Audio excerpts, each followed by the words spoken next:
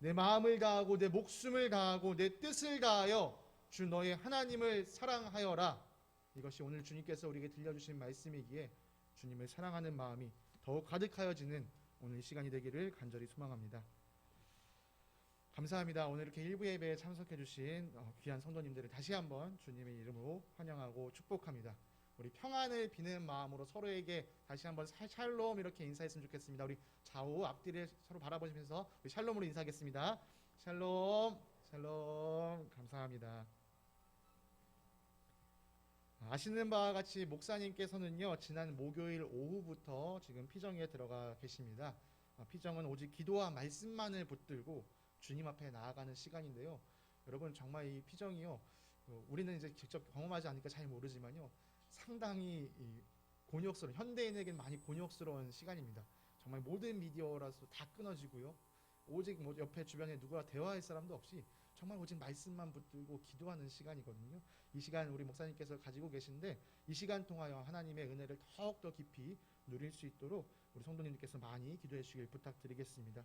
또 이 시간 통해서 목사님의 몸과 영혼도 충분한 쉼을 얻고 돌아오셔서 또 힘내서 사역하실 수 있도록 많은 응원을 부탁드리겠습니다. 목사님을 위해 기도 부탁을 드리고 나니까요, 또 기도 부탁드릴 일이 있습니다. 이 시간 저를 위해서도 기도해 주시기를 많이 부탁드립니다. 제가 이 부족한 제가 여러분 앞에서 말씀을 들고 선다는 것이 많이 두렵고 떨리는 일입니다. 제가 매주 청소년 아이들과 이 똑같은 자리에서 말씀을 나누고 있음에도 불구하고요, 제가 이렇게 좀 긴장이 되는 이유가 뭘까 제가 곰곰이 생각해보면 두 가지 정도가 있는 것 같습니다. 첫 번째는 이곳에 계신 대부분의 성도님들이 저보다 이 신앙의 연수도 기시고 또 그 깊이도 깊으신 분들이 계시기 때문에, 야, 감히 나 같은 사람이 여기 계신 분들께 내가 말씀을 나누는 것이 괜찮은가, 가당키나 한가, 이 생각 때문에 제가 긴장이 되기도 하고요. 두 번째는 여러분들께서 매주 우리 담임 목사님을 통해서 정말 영양가 깊고 맛있는 설교를 드셨는데, 오늘은 이 초보 설교자 때문에 덜 익고 설 익은 밥을 드시게 생겼기 때문에 제가 여러 가지로 긴장이 되고 있습니다. 아무쪼록 성령님께서 말씀을 들으시는 성도님들의 마음과 귀에 온유함을 더하여 주시고, 또 전하는 저에게도 능력을 더하여 주셔서 이 시간 오직 하나님의 뜻만 드러나는 시간이 될 수 있기를 간절히 소망합니다. 오늘 우리가 함께 읽은 말씀은요, 우리가 너무나도 잘 익히 알고 있는 말씀입니다. 이 비슷한 내용이요, 마태복음뿐만 아니라 공관복음, 그러니까 마가복음과 누가복음에도 동일하게 기록되어 있습니다. 마태복음, 마가복음, 누가복음에 약간의 차이가 있긴 한데요. 예를 들면 마가복음에는 이렇게 말씀하신 이후에 한 율법학자가 예수님, 당신의 대답은 정말 딱 맞습니다, 이렇게 예수님을 극찬하는 내용이 마가복음엔 이어지고 있고요. 누가복음에는 이 이야기가 나온 후에 한 율법학자가 그러면 내 이웃이 누굽니까? 라고 묻자 예수님께서 우리가 잘 알고 있는 이 선한 사마리아인 비유를 더 추가적으로 말씀해 주신 것이 기록되어 있습니다.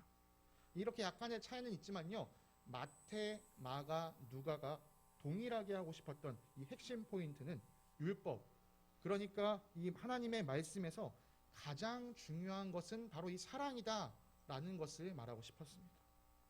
그 사랑이 하나는 위로 향하여서 하나님을 사랑하는 것이고, 또 하나는 옆을 향하여서 이웃을 사랑하는 것이었습니다. 오늘의 말씀의 제목을 보셔서 아시겠지만요, 오늘은 가장 중요한 계명의 첫 번째 시간입니다.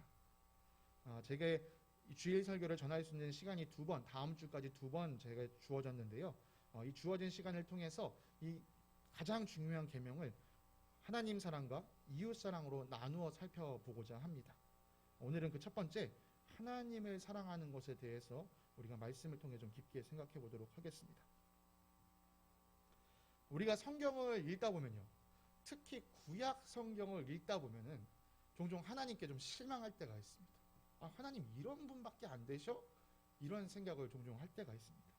예를 들면 하나님께서 후회하셨다 라든지, 아니면 하나님께서 슬퍼하신다 라든지, 또는 하나님께서 화를 내신다, 이런 모습을 보면요, 우리의 고개가 이렇게 갸우뚱해집니다. 아니, 어떻게 완전한 하나님이 후회하실 수 있지? 어떻게 완전한 하나님이 슬퍼하실 수 있지? 어떻게 완전한 하나님이 이렇게 화를 내실 수 있지? 사실 이런 표현들, 슬퍼하신다, 후회하신다, 화를 내신다 이런 표현들은요. 하나님께서 자기 자신을 우리 사람들에게 쉽게 이해시켜 주시려고 우리 사람의 수준에 맞춰서 자신을 나타내 주시는 표현입니다. 이걸 조금 전문적인 이 어려운 말로는 신인 동형 동선론적 표현이라고 합니다. 어렵죠? 근데 어렵지 않습니다. 신인, 신과 인의 동형, 비슷한 모습, 동성, 비슷한 성질을 가지고 표현했다라는 말이고요. 영어로는 엔트로포모피즘이라고 하는데요. 평생에 들어볼 일이 없는 단어 중에 하나입니다. 쉽게 설명드리면요. 어른들이 식사, 끼니라는 단어를 알면서도 아이들을 상대할 때는 맘마 먹어야지 이렇게 말한 것과 비슷합니다. 이처럼 하나님께서는요. 우리 사람들이 이해할 수 있도록 이 사람의 수준에 맞춰서 자기 자신을 설명해 주는 경우가 더러 있었습니다. 성경에 이런 표현 방법이 있다는 것을 알매도 불구하고 저에게는 항상 걸리는 한 가지가 좀 있었습니다. 그것은 뭐냐면요. 질투하시는 하나님이에요. 질투, 제 생각에 질투는 참 유치한 이 감정 중에 하나인데 하나님께서 질투를 하신다고? 야, 이거 하나님 너무 유치하게 표현하신 거 아닌가? 이런 생각을 할 때가 종종 있었습니다. 심지어 하나님은 이 성경을 통해서 우리에게 질투하지 말 것을 가르쳐 주시면서 본인이 나는 질투하는 하나님이다 라고 말씀하실 때 하나님 이건 좀 아닌 것 같은데 이런 생각을 좀 했었습니다. 그런데 이제는요 제가 이 질투하시는 하나님에 대해서 좀 더 잘 이해하게 되었습니다. 제가 집에서 쉴 때 아내와 함께 이게 종종 TV를 보곤 하는데요. 지금은 다 끝났지만 이제 얼마 전까지는 이제 베이징 올림픽을 했지 않습니까? 저도 집에서 아내와 몇몇 경기들을 이렇게 봤습니다. 근데 무심코 저희 아내가 저 선수 멋지다 딱 이러면요 일면식도 없는 선수인데 그냥 채널 돌리고 싶고요. 골도 보기가 싫어졌어요. 그 인간 그러니까 그 선수가 저랑 아무 상관이 없는 정말 서로 모르는 사이인데도 미워하는 마음이 제 안에 좀 들어왔습니다. 진짜 골도 보기 싫다는 것이 제 안에 실천되는 것을 경험했습니다. 네, 질투하고 있는 거죠. 질투에는 이유가 있었습니다. 바로 사랑이었습니다. 내가 사랑하는 대상이 내가 아닌 다른 사람에게 찬사를 보내니까요. 괜히 그게 미웠던 거예요. 그 미운 마음, 그 질투심이 첫 번째로는 그 내 사랑하는 사람의 눈을 빼앗은 그 대상에게 향했자면요. 점차 그 감정은 나만을 바라보지 않은 제 아내에게도 향하기도 했었습니다. 네, 하나님께서 질투하시는 것은요. 자기 백성을 향한 큰 사랑을 표현하는 방법이었습니다. 그리고 이 질투는 그 사랑이 순수하면 순수할수록 더 진하게 나타났습니다. 몇 주 전에도 목사님께서 설교에서 이렇게 말씀해 주셨습니다. 사랑에는 배타성이 있다. 부부 사이에서 사랑한다는 말은 당신만을 사랑한다는 의미가 담겨 있어야 한다라고 말이죠. 마찬가지로 하나님과 우리 사이의 사랑에는 이 배타성이 필요합니다.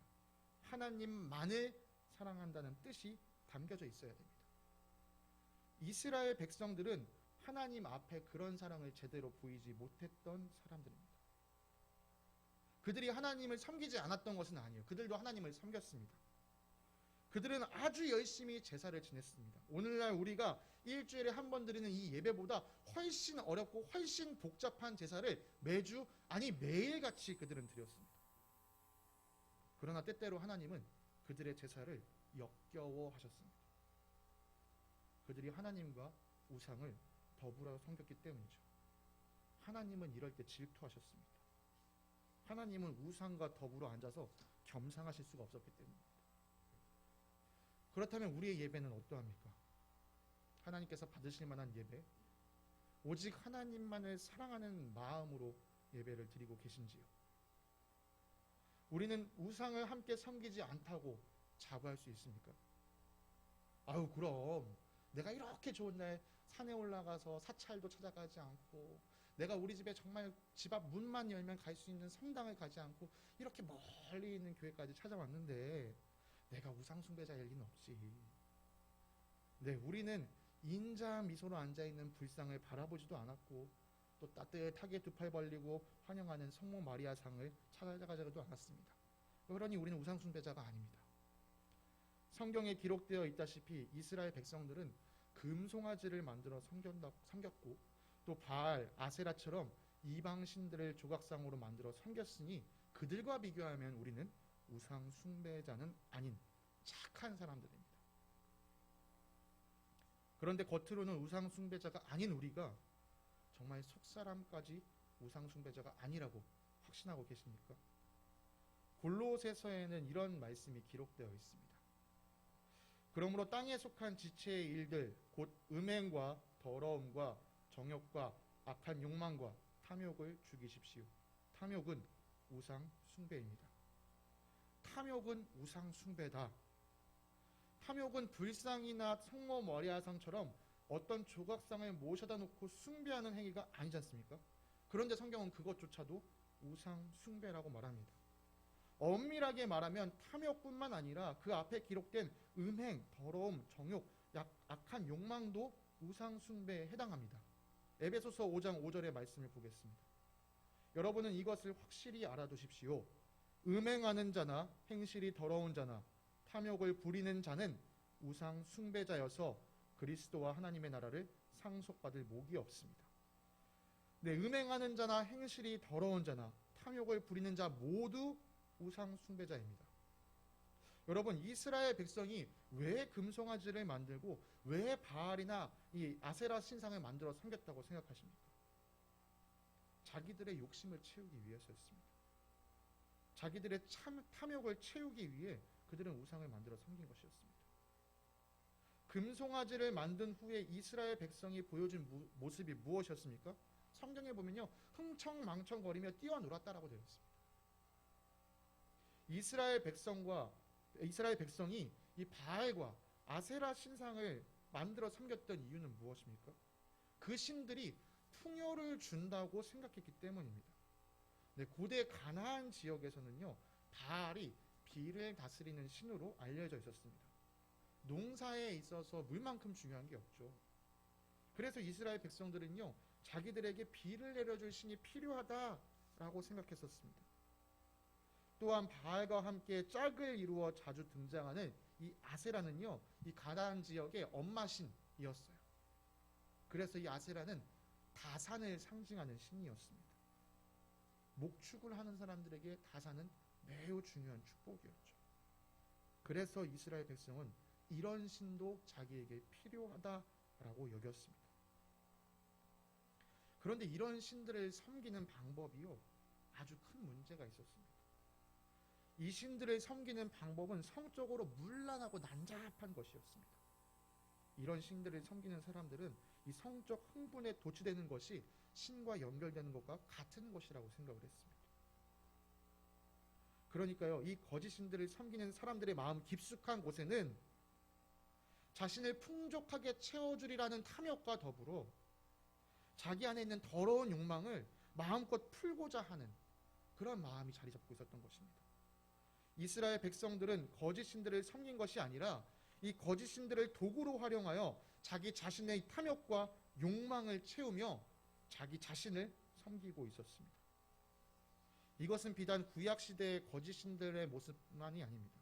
신약시대, 그러니까 역사적으로는 그리스 로마 시대에도 신들의 이름만 바뀌었을 뿐 이전과 매우 비슷한 방식으로 신을 섬겼습니다. 그랬기 때문에 바울이 이 신약시대에 와서도 골로새 교인들과 에베소 교인들에게 탐욕이 그리고 음행과 더러운 행실이 우상 숭배다라고 말한 것입니다. 인간의 우상 숭배는요, 우리 안에 더러운 욕심과 아주 밀접하게 연결이 되어 있습니다. 성경을 다시 한번 유심히 살펴보시길 바랍니다. 예수님 시절의 제사장들과 서기관들, 바리새파 사람들은 겉으로는 우상을 섬기는 자들이 아니었습니다. 그러나 예수님은 그들이 진실되게 하나님을 따르는 자들이라고 인정하지 않으셨습니다. 예수님은 그들을 향하여 독사의 자식이라든지 회칠한 무덤과 같다고 강력한 표현으로 그들을 혼내셨습니다. 왜냐하면 그들 안에 탐심이 가득했기 때문입니다. 자기가 지니고 있는 기득권을 놓치고 싶지 않은 마음, 자기가 지니고 있는 명예와 부를 조금도 손해보고 싶지 않은 마음, 그들 마음에 그것이 가득했기 때문에 하나님이신 예수님께서 이 세상에 오셨음에도 불구하고 말씀을 연구한다는 자들이 예수님을 알아보지 못한 것이었습니다. 하나님을 그렇게도 열심히 섬긴다던 자들이 하나님이신 예수님을 알아보지 못한 이 실상, 이것이야말로 그들이 철저한 우상 숭배자였다라는 것을 드러내줍니다. 그래서 다시 한번 여러분에게 그리고 제 자신에게 물어봅니다. 나는 탐욕에 물든 자는 아닙니까? 내 안에 있는 더러운 정욕에 이끌려 살고 있지는 않습니까? 혹여나 이 질문에 이렇게 답하신다면 다시 한번 더 깊이 자신을 돌아보아야 합니다. 아유, 탐욕은 무슨, 내가 물질에 얼마나 욕심이 없는데, 나는 11조를 빼먹은 적도 없고 또 할 수 있으면 감사헌금, 건축헌금 내는 것도 아끼지 않아. 아유, 음행은 무슨, 내 주변 사람들이 다 바람을 피고 난리를 쳐도 나는 건실하게 내 가정 잘 지키고 있는데. 사랑하는 성도 여러분, 고르반이라고 이미 알고 계시지 않습니까? 예수님은 부모님을 섬겨야 할 재물을 하나님께 드린 바 되었으니 부모님을 섬기지 않아도 된다고 생각하는 그 전통에 대해서 경멸 하셨습니다. 물론 예수님께서 사람의 전통을 지키겠다고 하나님의 뜻을 저버린 것을 설명하기 위해 이 고르반을 언급하신 거지만, 이 사람의 전통의 깊은 곳에는요 여전히 탐심이 자리 잡고 있음을 우리가 알 수 있습니다. 또 그뿐만이 아닙니다. 예수님께서 여인을 보고 이성을 보고 음욕을 품는 자마다 이미 가늠한 자라고 말씀하지 않으셨습니까? 내가 무엇을 남들이 보기에 어떤 잘못을 행하지 않고 있다 해서 내 안에 탐욕이 없다, 내 안에 음행이 없다라고 할 수 없습니다. 우리 중 그 누구도 탐욕과 정욕에서 스스로 자유로울 수 있는 사람은 아무도 없습니다. 설교가 중반을 향해 가는데 이 암울한 이야기만 계속하고 있는 것 같습니다. 말씀을 들으면 들을수록 우리 마음에 찬란한 희망의 빗줄기가 비춰야 하는데 오히려 암울한 그림자만 드리우는 것 같아 조심스럽습니다. 그러나 가장 어두운 새벽을 뚫고 희망의 태영이 떠오르듯이 바로 이렇게 가장 암울한 자리에 희망의 빛이 비춰옵니다. 우리로서는 도무지 스스로 할 수 없는 이 죄의 문제를 해결하시기 위해 예수님께서 우리를 찾아오셨습니다. 이것이 우리에게 희망의 빛이 됩니다. 여러분, 이것은 매우 크고 놀라운 비밀입니다. 모든 종교는 사람이 신을 향하여서 달려나갑니다. 돌을 닦고 해탈의 경지에 이른다는 것이 바로 그런 노력을 이야기하는 것 아닙니까? 우리 안에 욕심을 비우고 그래서 더 이상 아무 것에 집착하지 않는 것. 그러나 우리 마음이 여기에 있는 이 물잔처럼 한번 싹 비운다고 해서요 그대로 비워지지 않습니다. 다시 우리 안에 다시 욕심이 차오르고 또 탐욕이 차오르고 또 음욕이 차오르고 합니다. 그래서 막 비워내는 것만이 중요한 것이 아닙니다. 그 안에 다시 채워넣는 것이 중요하죠. 여기서 잠깐 광고를 하나 넣겠습니다. 요즘 TV 보면은 중간에 광고가 들어가더라고요. 여러분, 비움과 체험을 열심히 하셔야 됩니다. 비움과 체험이 그래서 중요합니다. 3월 30일까지 야고보서와 요한일서, 히브리서를 우리 안에 채워갈 텐데요. 이 시간 통해서 저와 여러분이 모두 주님 안에서 유익한 시간이 되길 바랍니다. 다시 한번 말씀으로 돌아가겠습니다. 세상의 모든 종교는 야, 네가 죽을 만큼 한번 노력해봐. 그러면 신한테 닿을지도 모르겠어 라고 이야기한다면요, 복음은 그렇지 않습니다. 나는 네가 할 수 없다는 걸 알아. 그래서 내가 널 찾아가는 거야. 여러분, 이게 사랑입니다. 사랑 때문에 예수님은 움직이셨습니다. 우리 찬양 부르듯이 저 높고 높은 별을 넘어 이 낮고 낮은 땅 위에 죄범한 영혼인 나를 구하려 우리 주님께서 오신 것입니다. 하나님은 우리에게 이렇게 사랑을 보여주셨습니다. 질투하는 모습으로서만 사랑을 보여주신 것이 아니라 우리를 향하여 먼저 손을 내밀어 주심으로 내가 너를 사랑하고 있다, 이만큼 사랑한다 보여주신 것입니다. 이처럼 하나님은 우리에게 일방적으로 너 나를 사랑해라 라고 요구하시는 분이 아니십니다. 우리에게 먼저 사랑을 보여주시고 하나님께서 우리를 사랑하시는 그 마음을 우리가 받아서 하나님을 사랑하라 라고 말씀해 주시는 분이시죠. 사랑에는 참 오묘한 성질이 있습니다.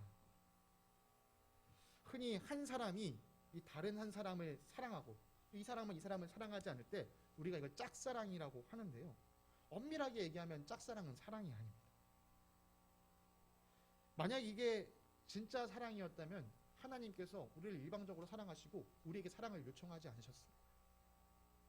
그렇지만 사랑은 이 오묘한 성질, 첫 번째 성질이 한쪽에서 사랑하면 다른 쪽도 그쪽을 사랑해야지만 온전한 사랑이 된다는 것입니다. 그래서 우리 주님도 그냥 일방적으로 우리를 사랑하신 것이 아니라 너도 나를 사랑하라 라고 요청하시는 것이죠. 사랑엔 또 다른 오묘한 성질이 있습니다. 그것은 절대로 강제할 수가 없다는 것입니다. 오래된 옛날 문화 중에 이제 여인을 납치해서 결혼을 하는, 우리나라 말로는 보쌈이라고 하고요. 납치혼이라는 문화가 있었죠. 여전히 세계 곳곳에서 이 납치혼의 문화가 남아있는 것으로 알고 있는데요.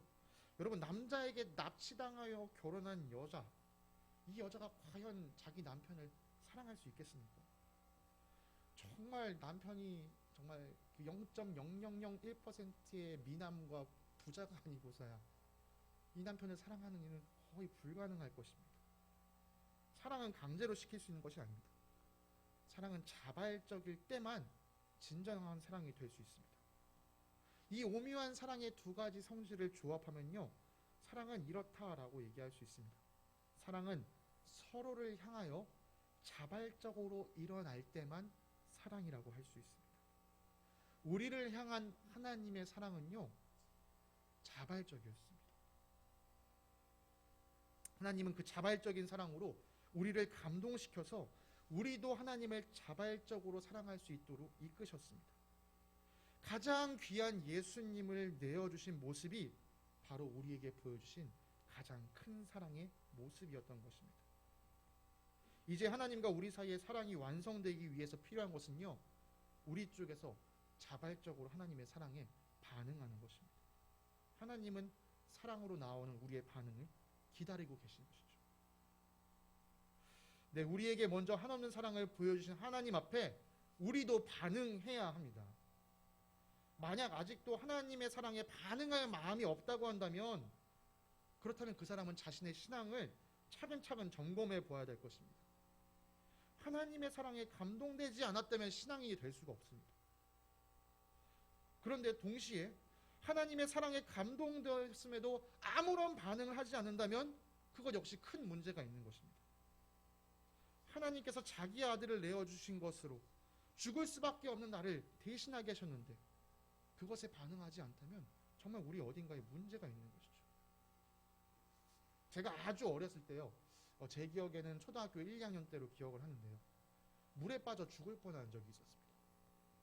물속에 잠깐 푹 빠져서 막 이런 게 아니고요, 정말 강의 급류에, 강 밑바닥에 흐르는 급류에 휩쓸려서 빙글빙글 그 안에서 돌았던 기억이 있습니다.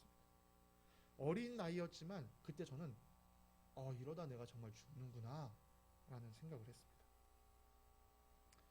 지금 여러분들께서 저를 지금 이 자리에서 보고 있으니까 그때 죽지 않고 살았다는 것은 여러분도 다 아시는 결과일 겁니다.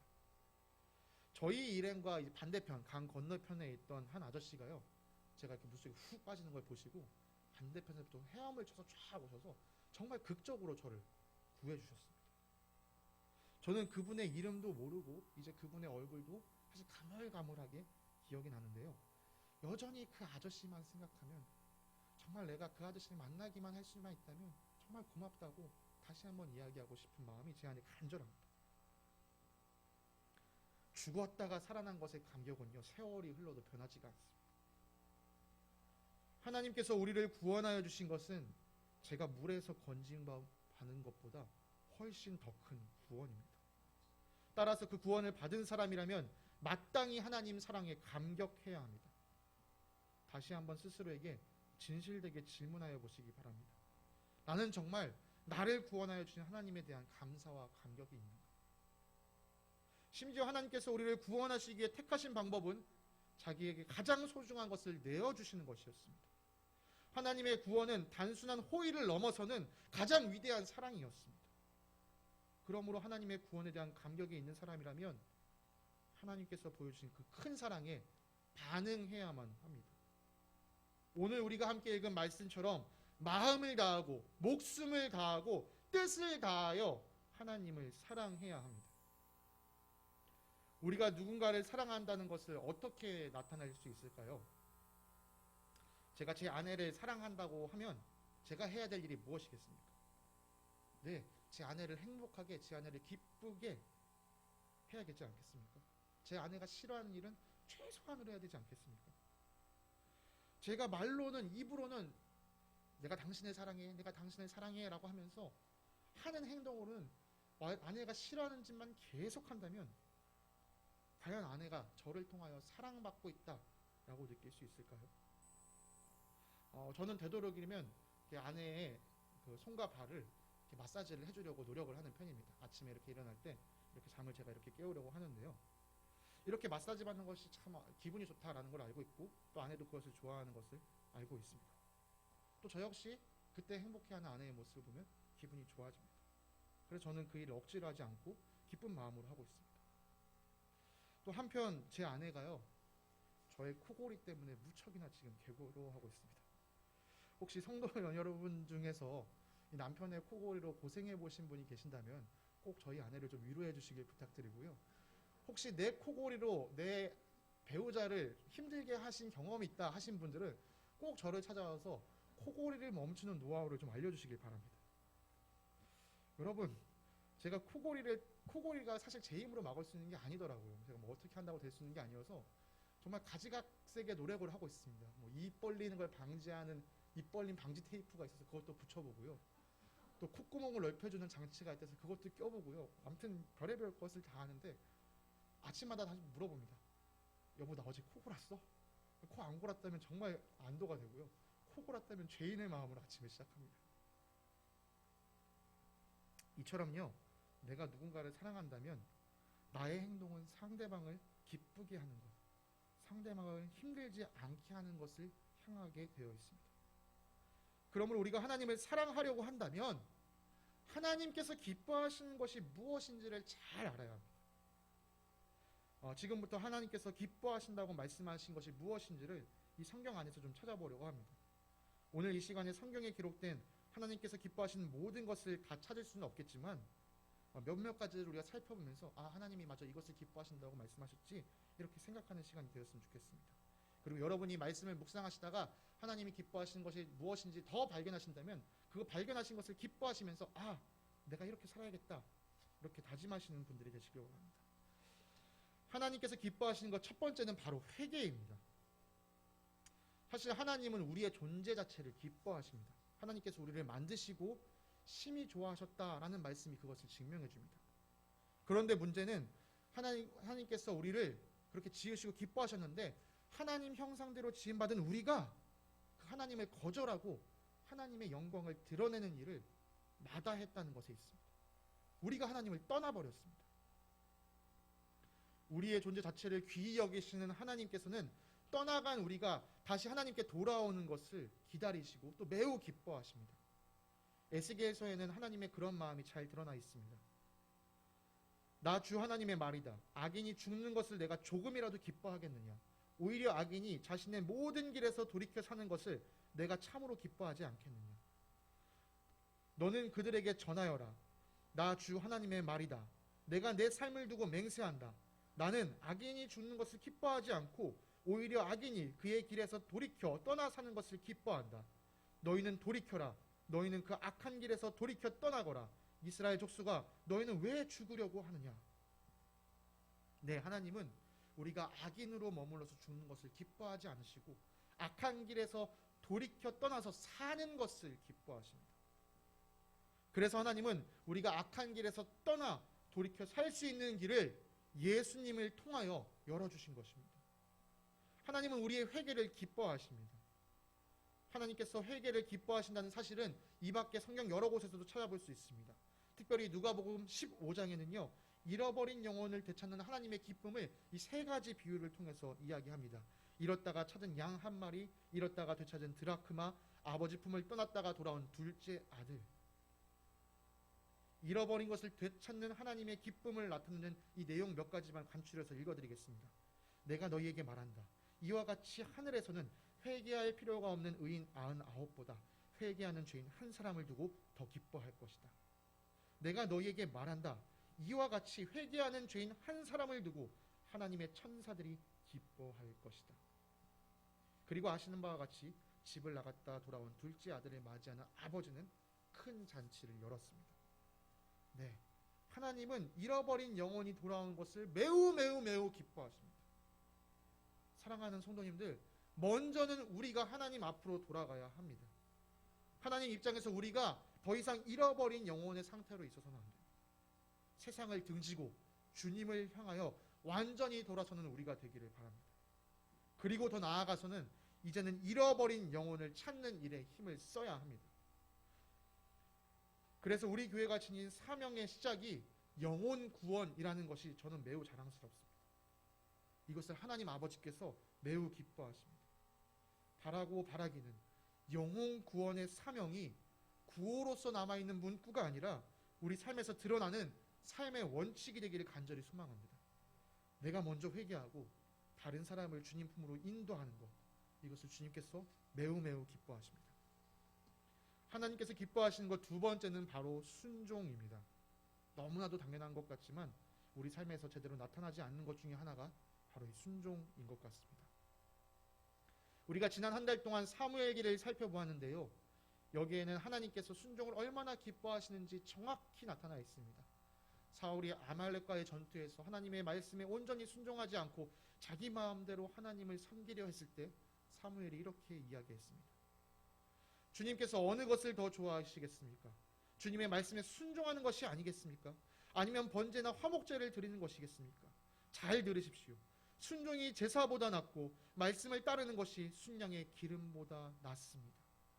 여러분, 순종이 무엇입니까?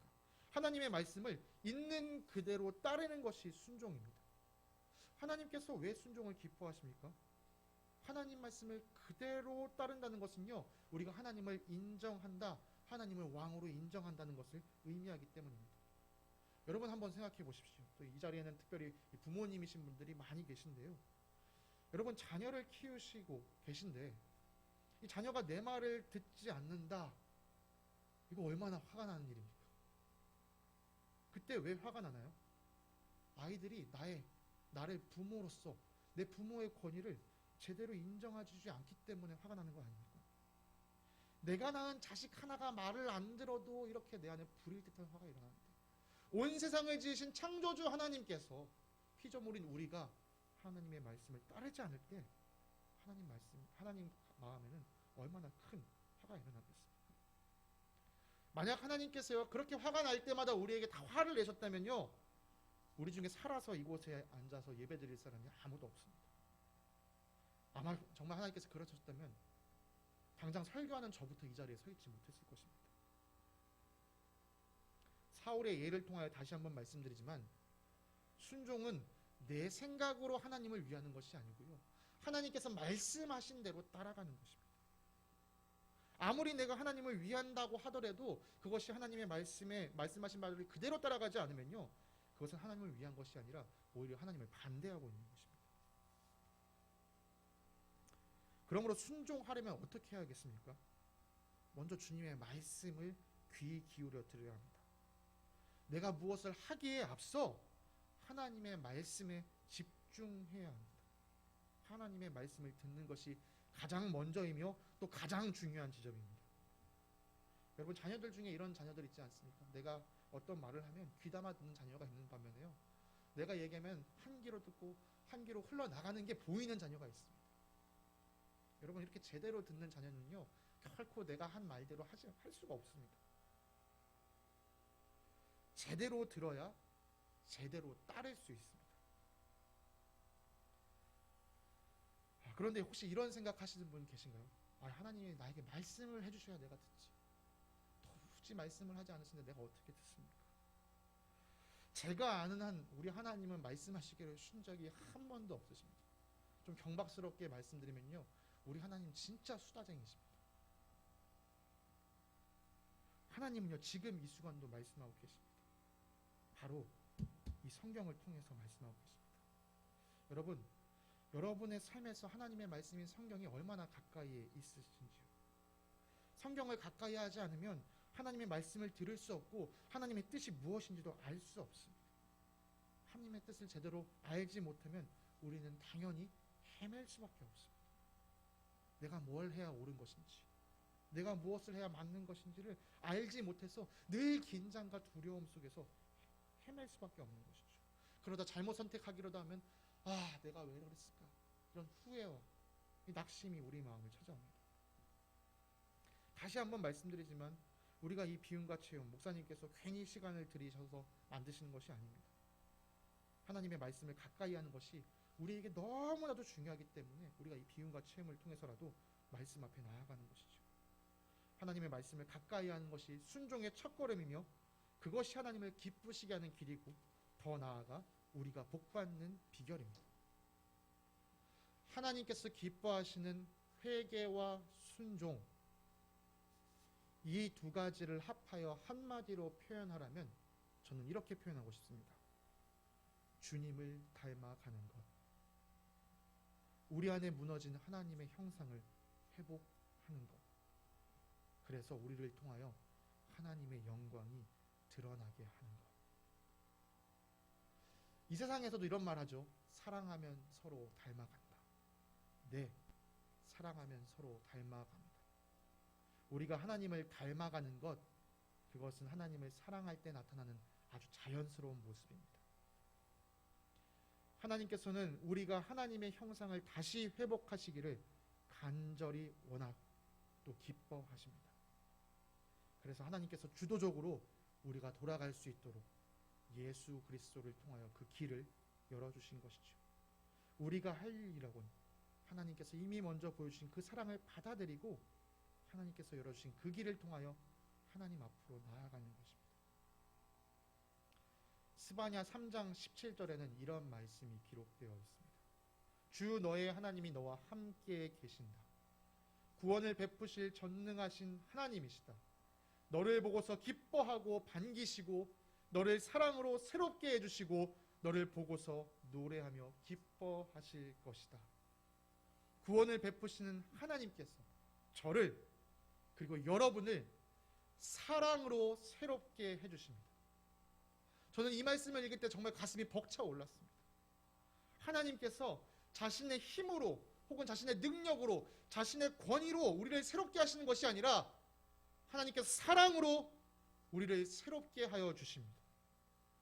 그리고 그렇게 새로워진 우리를 보시고 하나님께서 기쁘다라고 말씀해 주십니다. 사랑하는 형제자매 여러분, 우리 주님의 사랑으로 새로워집시다.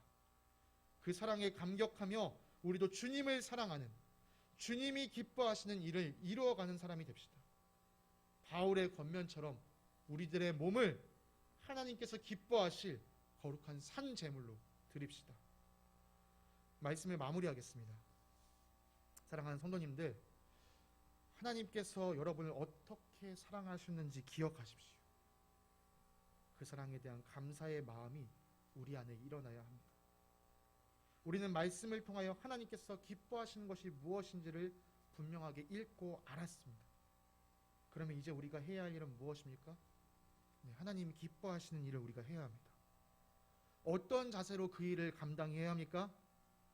율법 가운데 가장 중요한 하나의 계명이 바로 내 마음을 다하고 내 목숨을 다하고 내 뜻을 다하여 주 너의 하나님을 사랑하는 것이라고 우리에게 말씀하셨으니 이제부터 하나님께서 기뻐하신 일을 할 때는 마음을 다하고 목숨을 다하고 뜻을 다하여야 합니다. 나는 그것보다 중요한 일이 있어서 그건 좀 나중에 할게요. 난 좀 피곤해서 그것까지는 못하겠어요. 그거는 나랑 좀 안 맞는 것 같아서 난 좀 빠질게요. 난 그건 잘 못하니까 안 하는 게 차라리 나을지도 몰라요. 여러분, 사랑에는 이런 변명이 통하지 않습니다. 사랑한다면 이런 변명들을 이겨내야 합니다. 내가 완벽하게 해낼 수 없다 할지라도, 조금은 서툴다 할지라도 주님을 기쁘시게 하는 일이라면 내가 마음을 다하고 목숨을 다하고 뜻을 다하여 해야 합니다.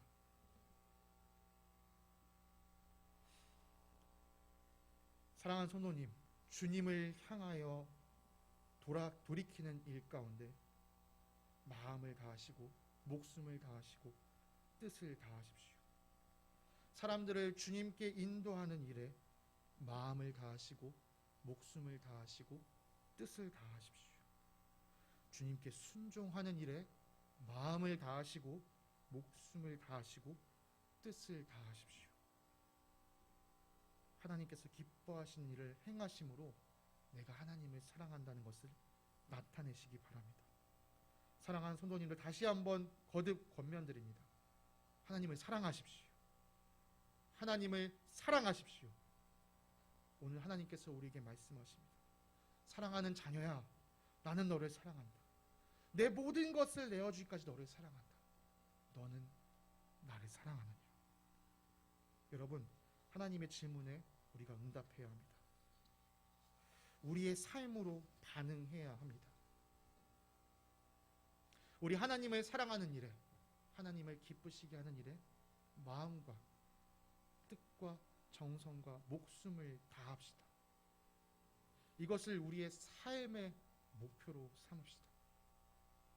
우리 이 시간 말씀을 붙잡고 잠시 기도하는 시간을 갖기 원합니다. 우리 시간 잠깐 정말 우리의 진실된 마음을 주님 앞에 고백하며 나아가기를 원하는데요. 주님, 나에게 보여주신, 나에게 베풀어 주신 주님의 크신 사랑을 찬양합니다. 이 받은 사랑을 기억하며 주님의 사랑에 반응하기 원합니다. 주님, 제가 마음과 목숨과 뜻을 다하여 주님을 사랑하겠습니다. 나의 결심이 변하지 않도록 나의 마음을 주님의 사랑으로 덮어 주시옵소서. 우리 이렇게 함께 기도하며 주님 앞에 나아간 시간 갖도록 하겠습니다. 함께 기도하겠습니다. 사랑과 은혜가 풍성하신 하나님 아버지, 감사합니다. 이 시간 다시 한번 주님의 말씀, 주님께서 주신 말씀을 붙들고 주님 앞에 나아가 주님 나에게 베풀어 주신 크신 사랑의 모습을 다시 한번 기억합니다. 아버지, 가장 귀한 예수 그리스도를 나에게 보여주시고 주님의 것으로 주님 나를 선하주셔서 아버지, 이제는 나도 마음과 뜻과 정성과 목숨을 다하여 주님을 사랑으로 최선을 다하는 자로 인도하여 주시옵소서. 아버지, 어떤 병명으로도 아버지를 사랑하는 일에 내가 멈출 수 없으며 그 모든 병명들을 이겨내고 주님 앞에 다시 한번 달려나가는 자들 기억하여 아버지, 나의 마음이 온전히 주님께 돌아서게 하시고 아버지, 주님의 걸 알지 못하여 당황하는 자들을 주님의 품으로 인도하는 일 가운데 아버지, 내 생명을 거치게 하시며 주님께서 하신 말씀에 온전히 순종하는 저희들 될 수 있도록 주여 인도하여 주시옵소서. 오직 우리가 일을 주시고 아름다운 일을 주시며 우리를 새롭게 하시는 주님을 우리를 사랑으로 새롭게 해주시는 주님을 찬양하며 나아갑니다.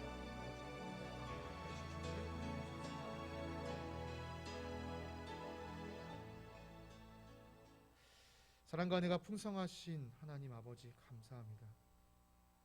사랑으로 나를 새롭게 하시는 주님의 은혜를 찬양합니다. 하나님, 이제는 그 사랑에 온전한 감사와 감격으로 나아가기 원합니다. 나도 주님을 사랑하기 원합니다. 주님께서 모든 것을 내어주셔서 나를 사랑하신 것처럼 나도 주님을 마음을 다하고 목숨을 다하고 뜻을 다하여 사랑하기 원하오니 주여 내 마음을 받아주시옵소서. 이 마음 변치 않도록 우리 가운데 또 크신 사랑을 부어주실 주님을 찬양하오며 거룩하신 예수 그리스도의 이름으로 기도드립니다. 아멘.